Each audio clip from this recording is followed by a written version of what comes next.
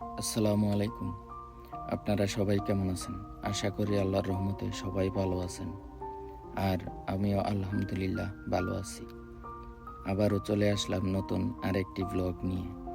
আর এই ব্লগটি হচ্ছে গুমমা প্রিফেকচারের ইসিসাকিতে অবস্থিত।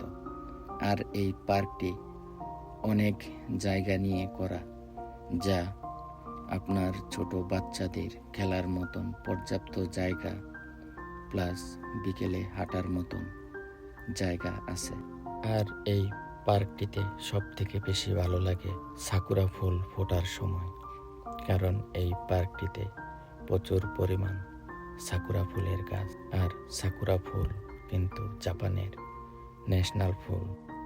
আর এই পার্কটিতে প্রচুর পরিমাণ লোক হয়, যা কেউ ঘুরতে আসে বা বিকেলে হাঁটতে আসে।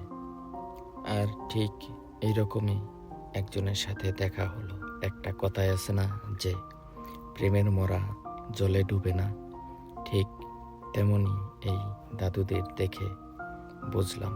কারণ জাপানে এই জিনিসগুলো খুবই কম দেখা যায়, কারণ জাপানে একটু বয়স হলে হয়তো দুজন আলাদা হয়ে যায়, কিন্তু ওনাদের দেখে বুঝলাম যে এখনো ওনাদের মধ্যে অনেক ভালোবাসা আছে। আর ওনারা দুইজন বসে দেখছে যে আমি ড্রোন দিয়ে ভিডিও করি বা কি করছি, তাই ওনারা দেখ।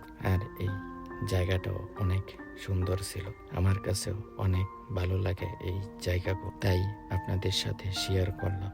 আমার এই ভিডিওটা কেমন হয়েছে তা অবশ্যই কমেন্টে জানাবেন। আর আমার এই পেজটাকে ফলো করে পেজের সাথেই থাক। হয়তো আবারও চলে আসবো নতুন কোনো ভিডিও নিয়ে। ওই পর্যন্ত সবাই ভালো থাকবেন। আসসালামু আলাইকুম।